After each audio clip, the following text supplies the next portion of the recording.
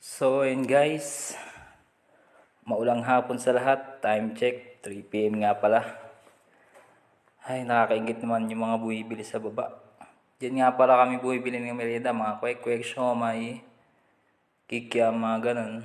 Pero okay lang kasi sabi ng mga boss namin, hanggang 3 PM lang daw kami ngayon kasi magmo-movie marathon kami. So ngayon, nag-ambaga na kami para sa mga merienda katulad ng mga chichirya, soft drinks, alam nyo na. Nice. So ayun, tinawag na nga kami. Bali, konting prepare lang. Tapos pupunta na kami dun sa conference. Alright na. Let's go, let's go. Bago bumili ng pagkain. Ano ma'am? May ticket ka na ba? Oh, ticket nyo. Ticket nyo. Nandito na nga pala kami sa conference yan, yung mga nabili naming chichirya, soft drinks. Yan, bali konti lang naman kami, purong mga taga-office lang din naman.